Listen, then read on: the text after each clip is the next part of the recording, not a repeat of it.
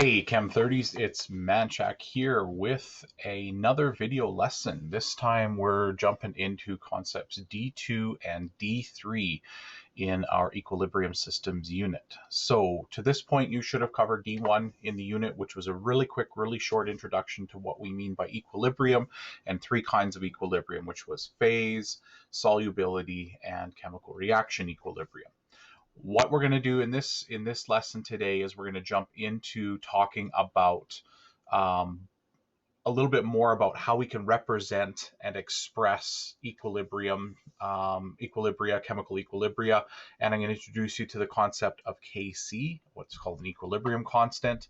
And then in the second video for this week, which will be recorded later on, and you can follow up after this one, we're going to cover what's called Le Chatelier's principle. And Le Chatelier's principle is all about if we disturb a chemical equilibrium system, how does it recover? What happens to it? So that's what we're going into.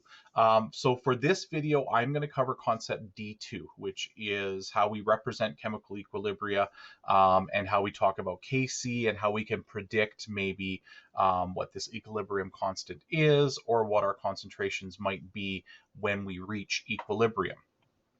Before we get into that, I'm just going to bring over to here our concept checklist, just so that we're aware of what we're covering. So in concept D2, we're going to identify, write, and interpret chemical equations for systems at equilibrium. So I've got a couple of things I need to show you about that. Then we're going to define what Kc is, what our equilibrium constant is, predict the extent of reaction, and write what we call equilibrium law expressions for given chemical equations using lowest whole number coefficients. There's going to be a little bit of math in D2. On the surface, it might seem complicated, but it's not so bad. Give it a chance, and I think you guys will sort it out pretty quickly. For concept D3, I think it's probably one of the hardest concepts of the year, just because there's a lot to wrap your mind around.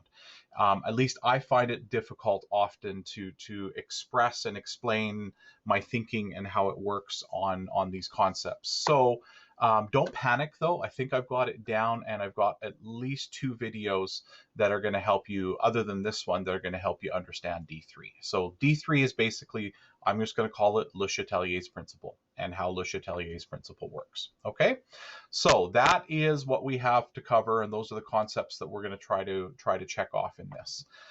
Just looking at my my own sort of personal notes and my little lesson plan for you guys as we move through this. So we're going to do D2 in this video, hopefully 40 minutes ish, maybe a little shorter if I can work quickly.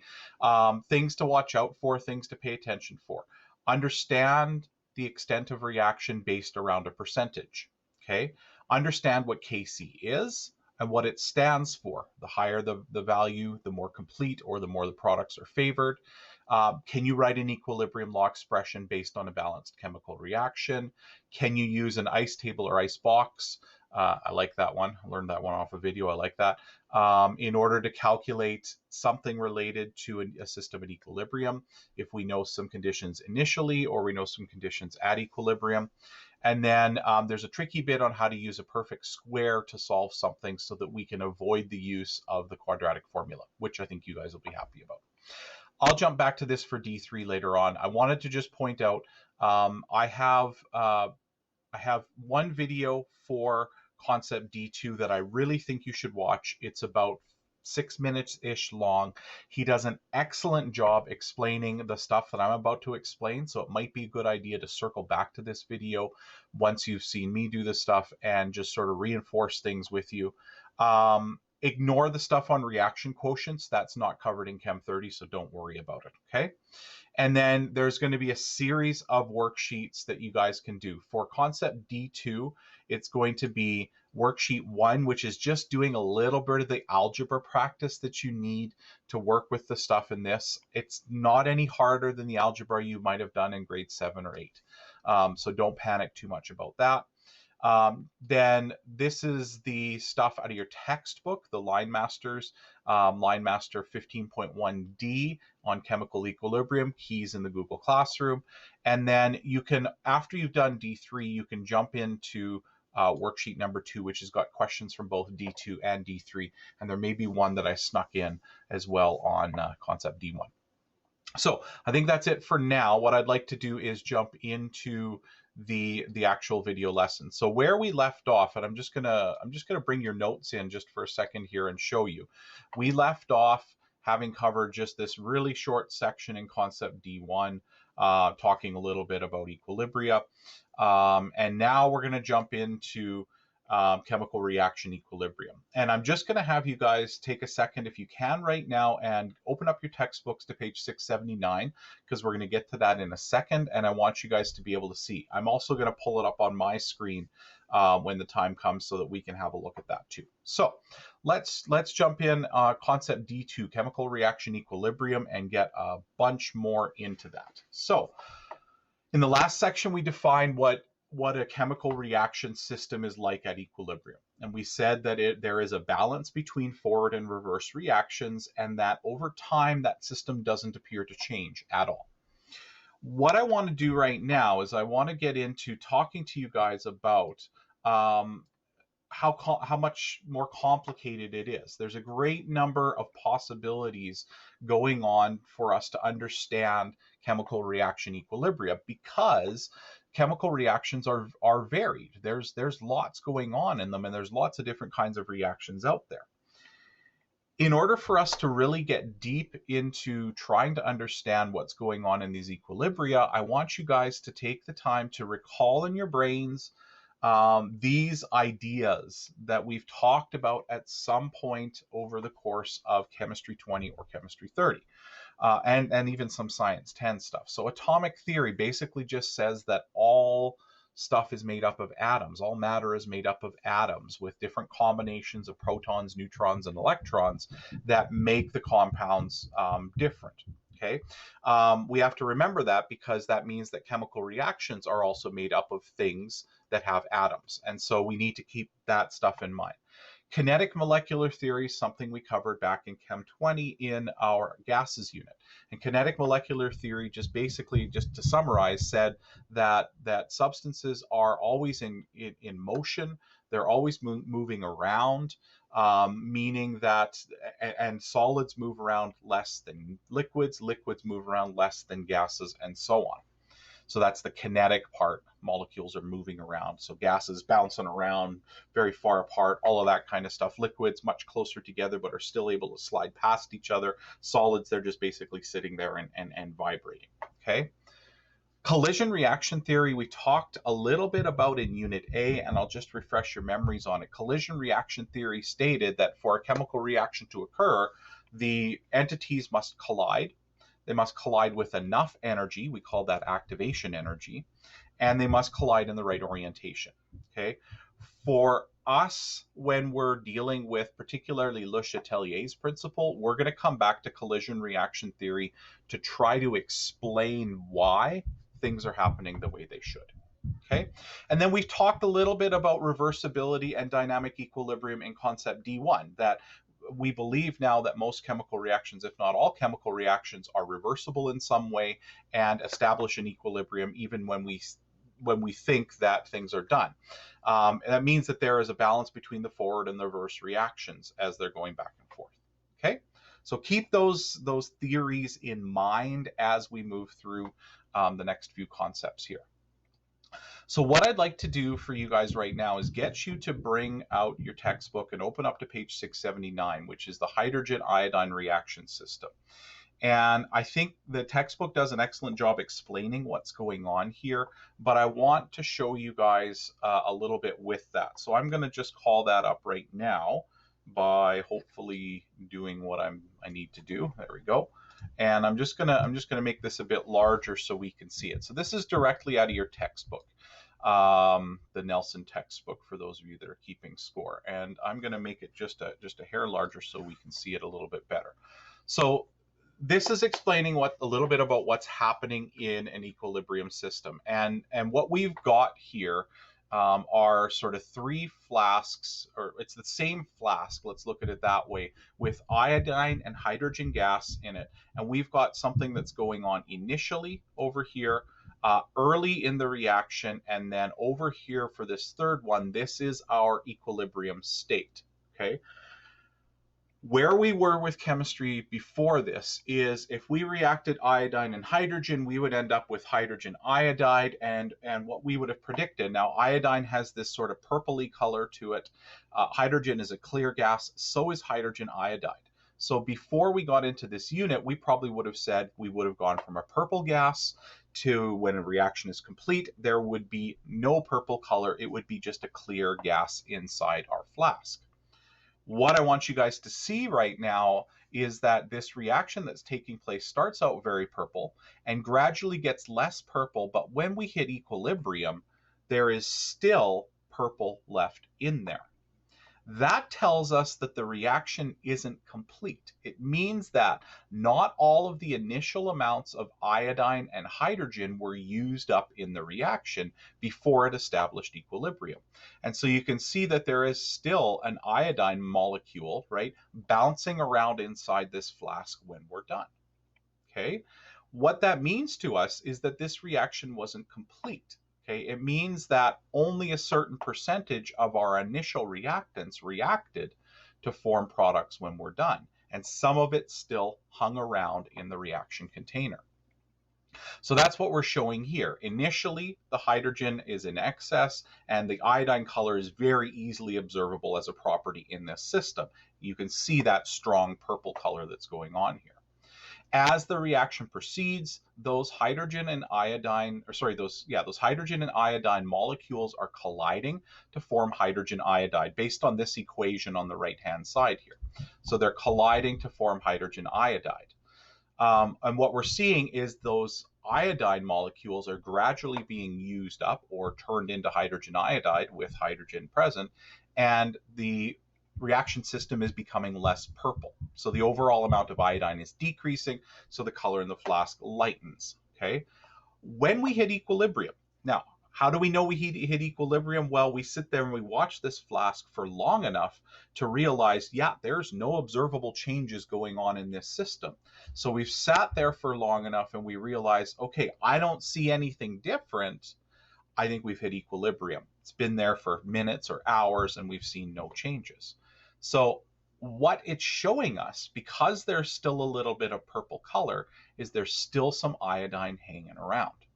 Okay. I want to draw your attention down at the bottom here to this graph, because this is another way that we can represent this. This is quantity on the left-hand side, could be moles. We could also have done concentration on our y-axis as well, moles per liter would have worked. And this is as the reaction progresses, time on the x-axis. And you can see we start out with none of the hydrogen iodide, that's the blue line, and we end up with certain amounts of hydrogen in excess, and the orange line, which is iodine. As the reaction progresses, we would expect that the hydrogen and iodine levels would drop because they're being consumed as reactants, and the hydrogen iodide levels would rise. Okay. However, what we notice is that hydrogen and iodine don't disappear entirely. We're still showing a tiny amount of iodine in there, which corresponds to the color that we're seeing up in the top in that third flask. One last thing to point out down here is what we've set up here are some examples of the concentrations that are going on. So initially we had a 5 millimole per liter concentration of hydrogen and iodine gases and no hydrogen iodide. Partway through, those concentrations had dissipated somewhat, and then this is sort of what we expected to happen.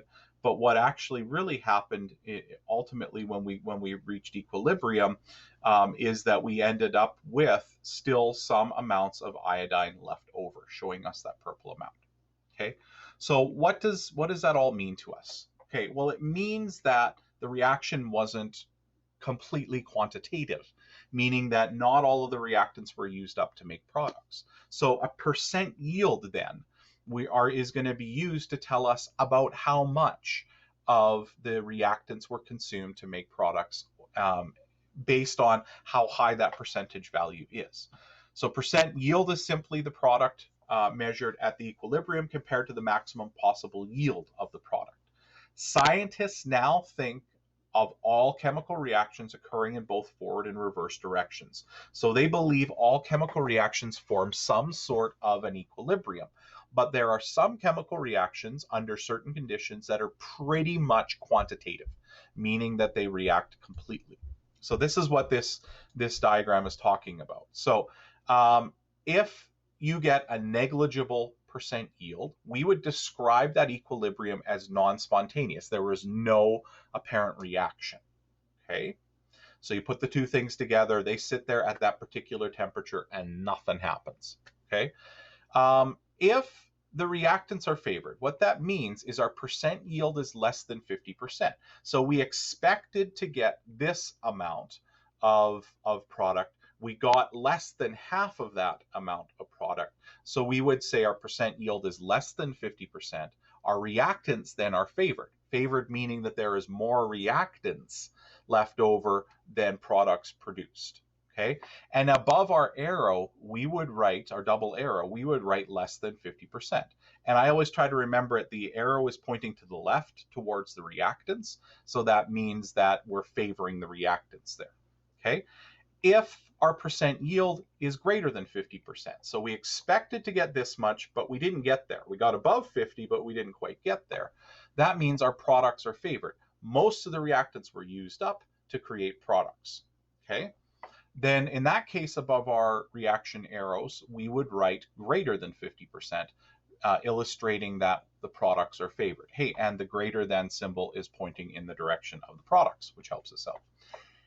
If a reaction is quantitative, if we get a percent yield that is greater than 99.9%, we can basically say at that point, yep, we consumed all of the reactants to make products. We would call it a quantitative reaction, and we would just use a single arrow as we've done so far. I hope that kind of makes sense. Just a different way to communicate chemical reaction equilibria as we move forward here. All right, so let's advance this slide here. So now we're going to get into talking about the equilibrium constant and what the equilibrium constant is all about. So the equilibrium constant is expressed as capital K for constant. I know it's kind of weird. And then a subscript C. We're also going to do a KW later in this, in concept D4, and then KA and KB later on. So it's important for you guys to get your subscripts correct. It's a constant value for a chemical system over a range of amount concentrations, but at a specific temperature. So basically, Kc is a constant we can develop for individual reactions that will allow us to predict concentrations of entities involved in the reactions. What we can do is, if we can hold temperature steady for any range of concentrations out there for a specific reaction, there is a Kc. What that allows us to do, if we know the Kc for a specific reaction, and there are a lot of reactions we know the Kc for because chemists have worked with those reactions significantly over time to give us a Kc value that is accurate, then if we said, oh, well, I want to use this much of the reactants, we could use that Kc value then to help us predict how much product we're going to get out when we hit equilibrium. Okay, that's how we would use a Kc value. If we are using a novel reaction, one that's never been used before, or if we're doing it at a temperature that's never been used before, our Kc value shifts. So if we maintain the constant temperature, we can change concentrations and figure out how much we're going to get when we hit equilibrium. But if we change the temperature, then that messes up with the Kc, and we'd have to recalculate it for that temperature. Kc is tied to what's called the equilibrium law. And so we're going to be considering this reaction here. This reaction is reactant A reacts with reactant B, forms an equilibrium with product C and product D, and then this lowercase a, b, c, and d represent the coefficients in that balanced chemical equation. So here's what we do. This is what we call an equilibrium law expression. So if this is our balanced chemical reaction, our theoretical balanced chemical reaction, then our equilibrium law expression is written as this. And we can use it to calculate Kc. So Kc would be equal to the product of the products, so these two multiplied together, to the exponent of whatever their coefficients are in the reaction, that's our lowercase c and lowercase d, over the product of A times B, or the concentration of A and the concentration of B, to the exponent A and B of their coefficients. Remember, square brackets in chemistry means that we're dealing with concentration of. So this would be the concentration of C times the concentration of D to the power of the coefficient for C and the power of the coefficient for D, over the concentration of A times the concentration of B, with A to the power of the coefficient of A and B to the power of the coefficient of B. I hope that made sense.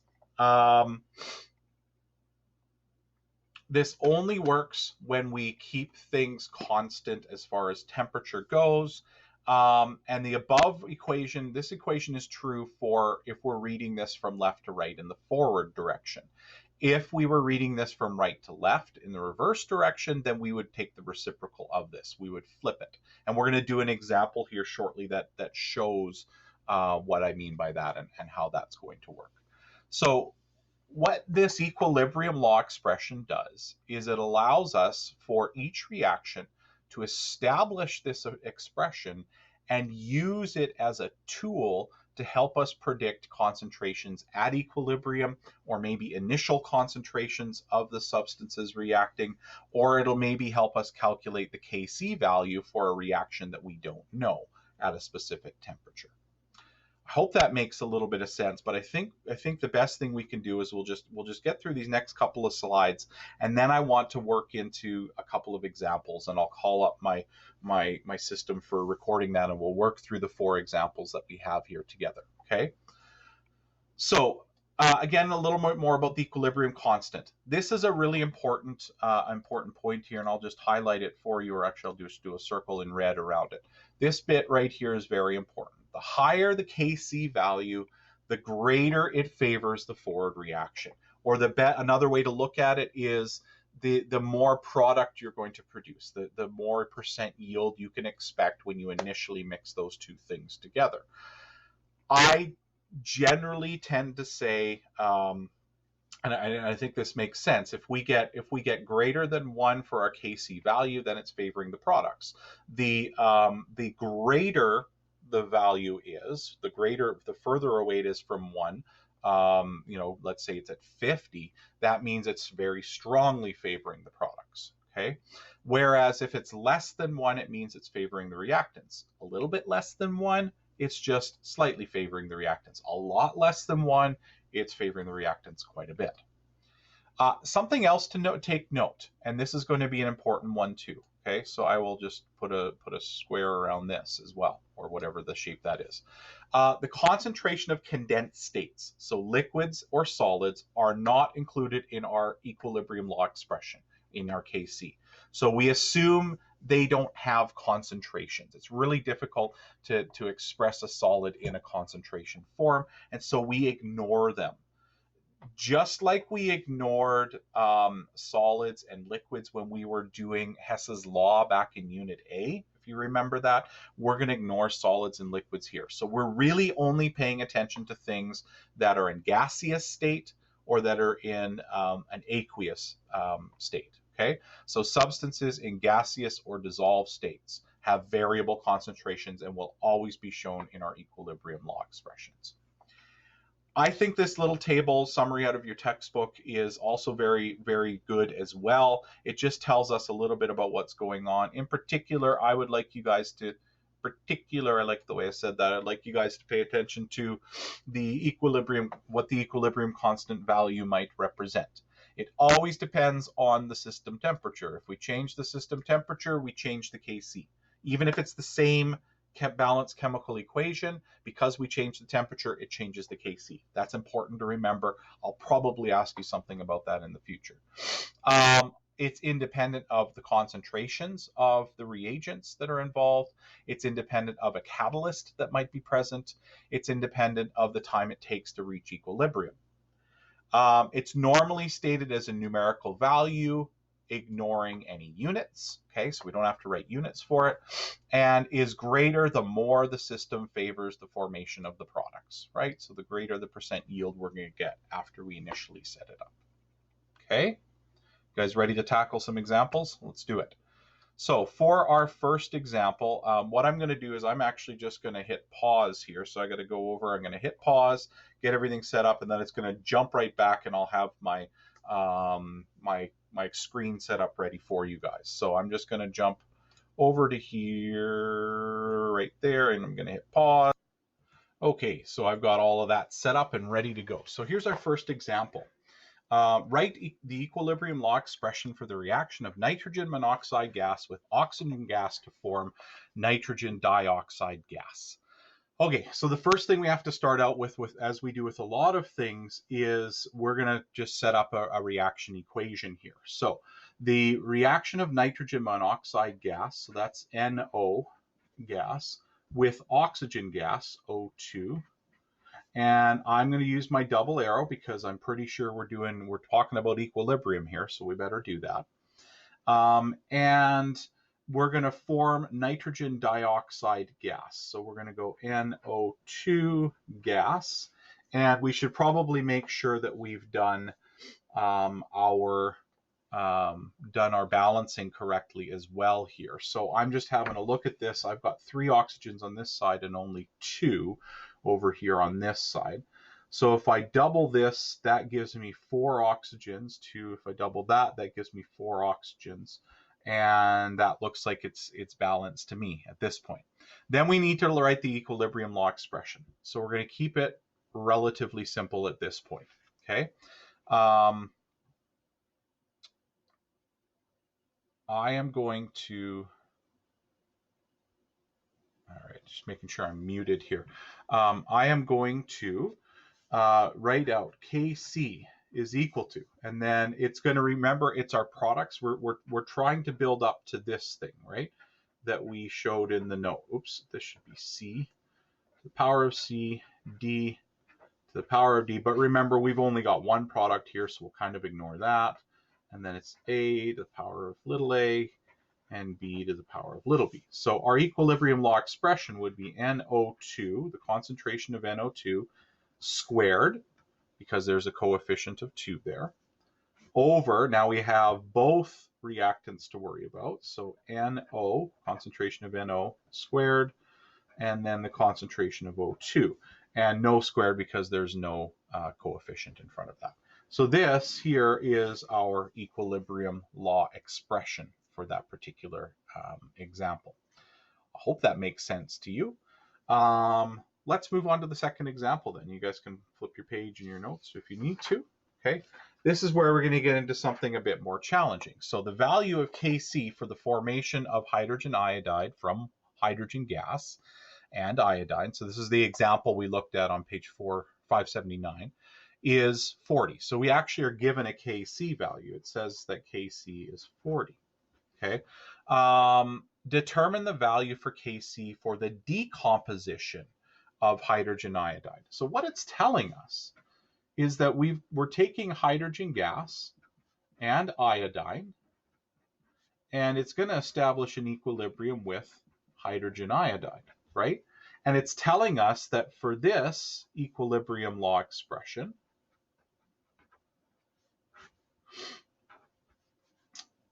here, and both of my coefficients for my reactants are 1, so I don't need to do anything there. The Kc is actually equal to 40. But what it's, and this is true, this Kc expression, remember, is true for the forward reaction. But what the question is asking us about is the decomposition. Decomposition is the reverse reaction.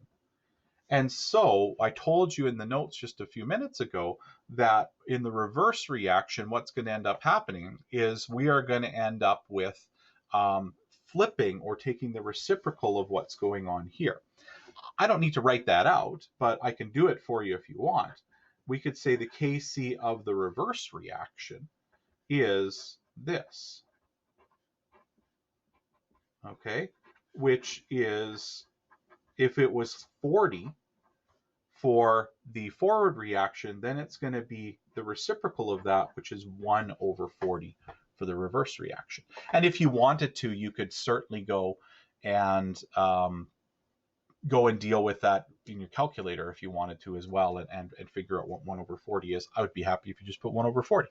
Doesn't matter to me. Okay, so far we've seen in our first example, I'm just going to reach down and grab it here. In our first example, we saw how to come up with the equilibrium law expression. In the second example, we were given a Kc value and the expression, the reaction that leads to the expression. But we said, okay, well, this is for the forward direction. Well, what if we were interested in the reverse, the decomposition of something? Well, we just took the reciprocal of it to get the answer. For question number 3, it says, write the equilibrium law expression for the decomposition of solid ammonium chloride into gaseous ammonia and gaseous hydrogen chloride. So this on the surface seems relatively simple, but there is something that's a little tricky about this one. Let's start by writing the chemical equation. Solid ammonium chloride. Ammonium chloride is NH4Cl, and it's solid. Okay, and it's decomposing, and I'm going to establish an equilibrium here, into ammonia, which is NH3, and it's a gas, and hydrogen chloride, and it's also going to be a gas. And we should probably just double check that everything is balanced. I count 1, 2, 3, 4 hydrogens, 4 there, 1 chlorine, 1 chlorine, 1 nitrogen, 1 nitrogen. Good to go. So now we're looking at, okay, let's write the equilibrium law expression. All right, Kc is, remember, it's products over reactants, right? So it's going to be NH3, concentration of NH3 times the concentration of HCl, pardon me, over, hey, wait a second, that's a solid. What do we do with solids again? They're condensed states, right? If it's a condensed state, then and I said condensed state, not dense state. Just be clear on that, because I'm sure there's a lot of dense, never mind. Anyway, so because this is a solid state, we're going to ignore this entirely. So we'll ignore that. And this is our equilibrium law expression right there. Pretty simple. All right. Now let's get into a little bit of math. Okay. Oh, sorry. No, I'm getting ahead of myself here, guys. Sorry. Example 4 then, and then we'll jump back into notes for a bit. Write the equilibrium law expression for the reaction of zinc in a copper chloride solution. Okay, so we could take this one a number of ways, but we know we're dealing with solid zinc, and it's going to be in a copper chloride solution. I'm actually going to dissociate this, guys. So I'm going to dissociate it into Cu2+, which is aqueous, and 2 chloride ions, which is also aqueous, and it's going to establish an equilibrium with us. Now, if we wanted to think back to Unit B and do some of this, we're just going to treat this, right? You can sort of imagine it as this, right? And it's going to be a single replacement reaction where those guys are going to swap spots. So the zinc is going to turn into zinc 2+, and I'm going to run out of room over here, I think. The chloride is going to remain the same, and pardon me for running out of room, the copper is going to turn into something solid. Okay. Why I showed this one is that when we do our expression, we're going to ignore zinc when it's solid, and we're going to ignore copper when it's solid. So really, it's going to be Kc is products, concentration of zinc, 2+, and the concentration of chloride squared. I forgot to put the, no, I didn't forget the 2, good, over copper 2+, right? And then concentration of chloride squared again. Hey, but we can simplify this. That over that goes away. So our equilibrium law expression is literally just that. Okay, so I am going to pause at this point. If you've got any questions at this point, maybe you want to hit pause yourself and jump back. But for now, I'm going to hit pause, and I'll jump right back into the notes in just a second here. Okay, so let's get back to those notes then. So those are examples. Now we're going to get into the really tricky part of this concept, and the thing that trips people up is the math that we have to do in this section. So we're going to try to be able to predict some final equilibrium concentrations if we know some initial conditions or if we know Kc or something along those lines. So for simple homogeneous systems, it's possible to algebraically predict reagent concentration at equilibrium using a known value for Kc and the initial reactant concentrations. Note, if both initial reaction concentrations are not equal, then solving the equation is much more complicated, requiring the use of the quadratic formula. However, just to say this is in the curriculum, we are not going to cover questions involving the quadratic formula. There will always be a way that we can work around it. So for concept D2, in this case, we're going to be able to take the perfect, something is going to result in a perfect square, which will allow us to take the square roots of both sides of our equations and figure out what's going on. In later concepts, when we get into D5, D6, D7, what we're going to find is that we can do another little workaround that works just as nicely to avoid the quadratic formula, which just adds an extra layer to everything that we don't need at this point. All right, so here's how we're gonna tackle these questions. Okay, they're rather involved, but really for you guys at this point, if you've made it through and you have made it through cell stoichiometry and redox stoichiometry and all that, this isn't really much more involved. And you're going to see some similarities in the procedures we go through here. Balanced equation to start with. Right after that, get your equilibrium law expression done. Don't put numbers in, just put in concentration of hydrogen chloride or concentration of oxygen. Determine the initial amount concentrations of the reactants or products. Okay. And then we're going to use something called an ICE table, or in the video that I left you, an ICE box, which I think is comedy gold, and I think it's amazing. ICE stands for initial, change, and equilibrium. What's there initially?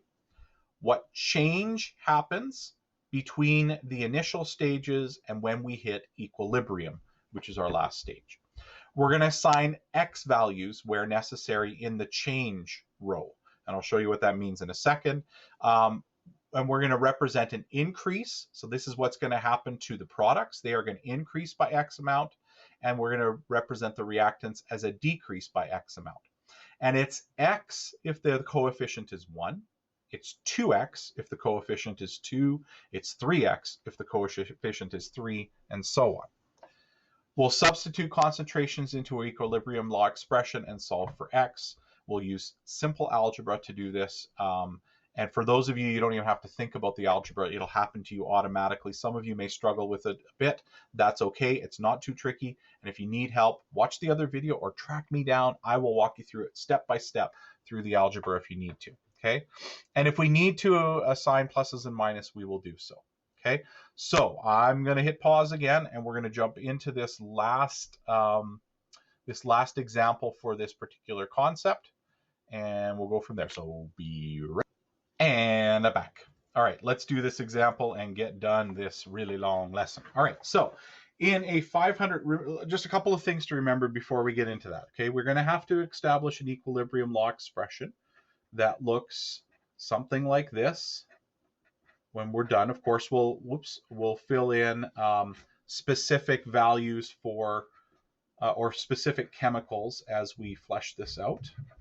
Okay, and we're going to be constructing an ICE table as well. So I'll put this down in the corner, and hopefully I'll have enough room to scribble around and make sense of it. So in a 500 milliliter stainless steel vessel, I'm just going to note that volume of it is 500 milliliters at 900 degrees. Now here's something, in every one of these questions, they're going to give you a temperature, because for a specific Kc, and we're given the Kc in this question, for a specific Kc, you have to have a specific temperature. So they're expressing it 900 degrees Celsius.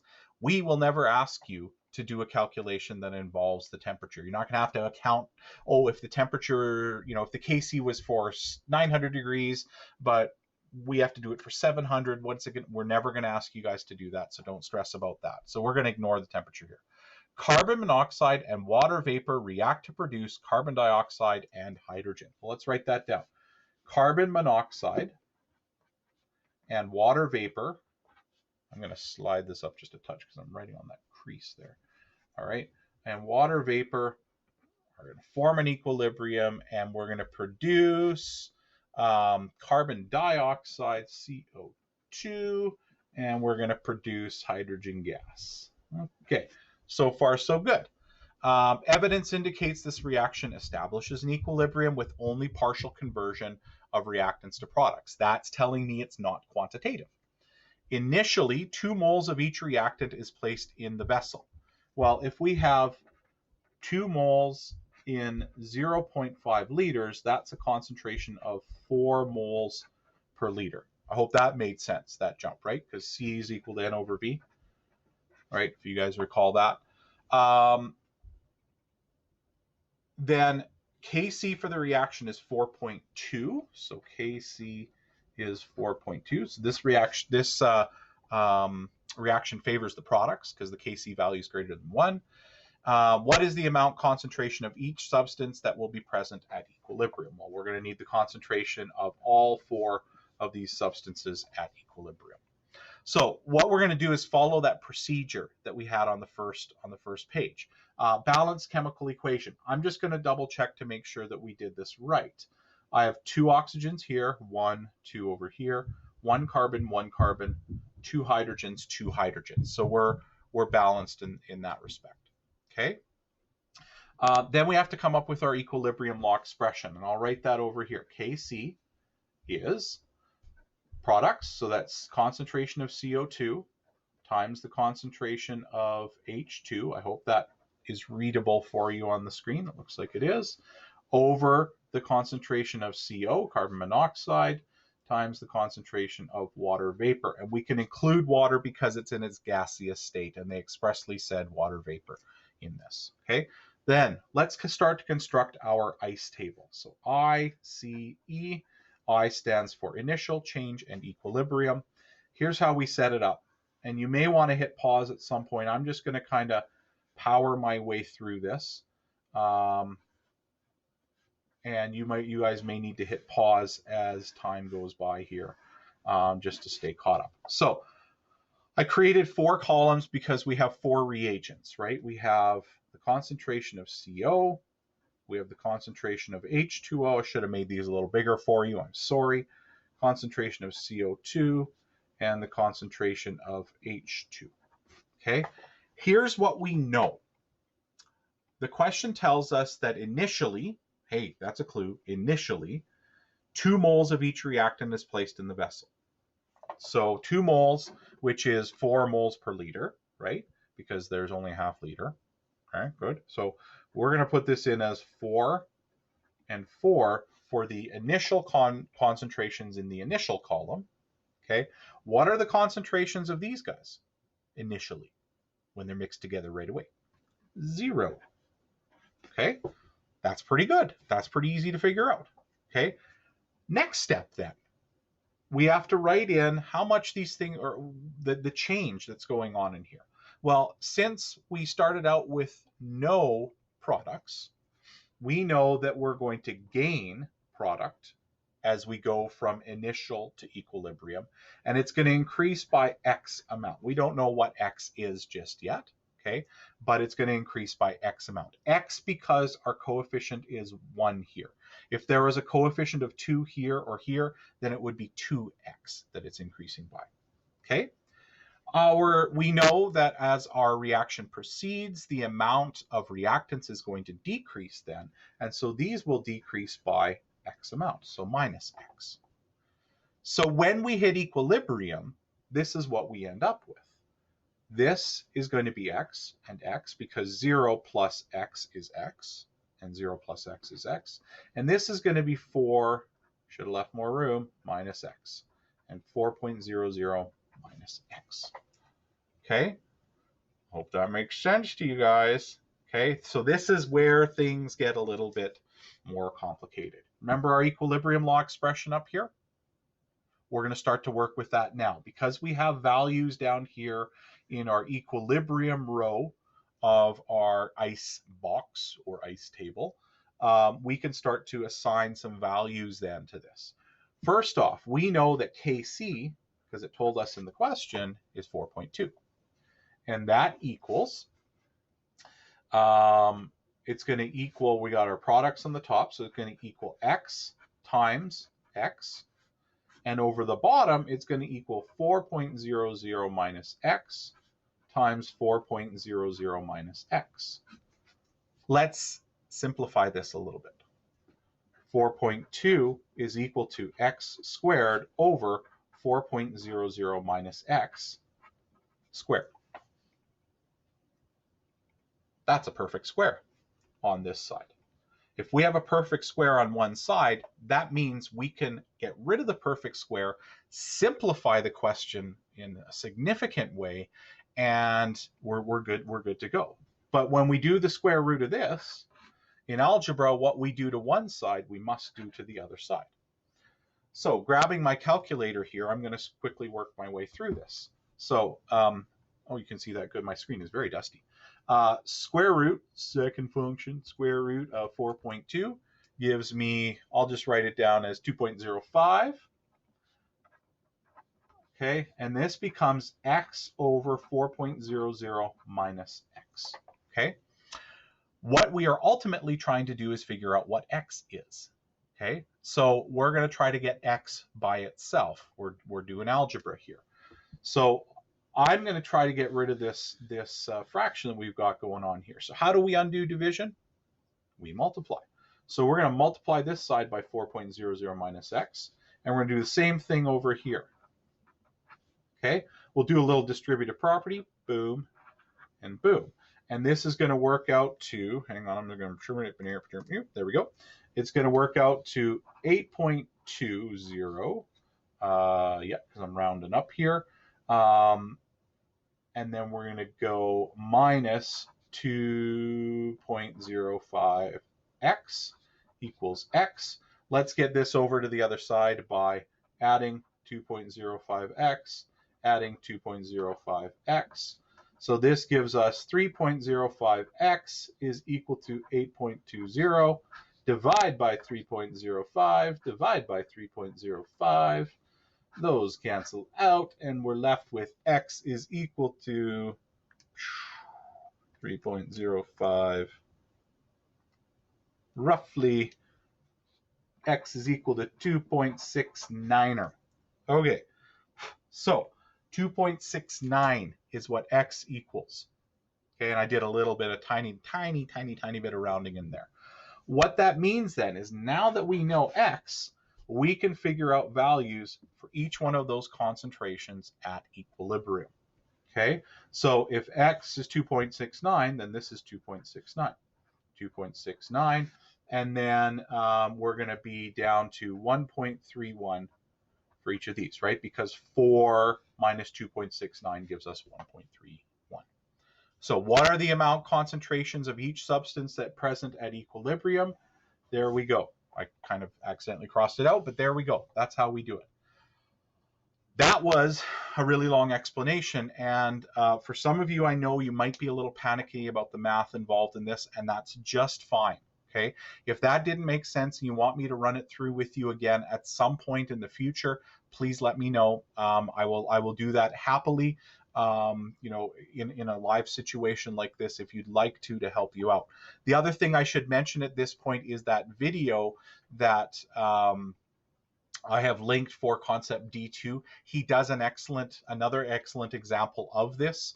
The only thing he doesn't do is work the math out for you. So if you need a hand with that math, let me know. Follow the procedure I laid out, okay? This is the most complicated question I could ask you in this concept, okay? One thing I would like to make sure that you do is that you spend the time to go through the LSM, the line master for this particular concept, because it'll show you some of the other questions, the more simple questions that I could also ask you for this concept. Okay, so I'm just going to bounce up for a second here, shut my video down, and then we're going to bounce over to our recording again and get back to the PowerPoint, which is what we want to do. Okay, so that wraps up concept D2. Holy smokes, that was a lot of recording. I have no idea how long this is because I don't have a little thing that tells me how long it was, but it seems like it's been a while. So if you guys have any questions about this stuff, please track me down online.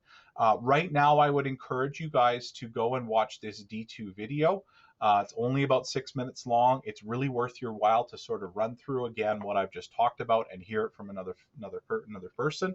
Then I'm going to encourage you guys to do worksheet 1, a little bit of practice with your algebra, and then LSM 15.1D. Once you've done that and you feel comfortable with it, then jump into concept D3, which is going to be the next video. And I will introduce concept D3 to you again in the next video. So make sure you do that practice work first before you jump into D3, and then you're going to have a practice quiz on both D2 and D3 at the end of this concept. Hey, guys, stay healthy. Thanks for listening. Track me down if you need any help with any of this stuff. Fire me an email. Come on to my office hour, something like that. I'd be happy to help you out. And hey, we'll talk very soon when we get into concept D3.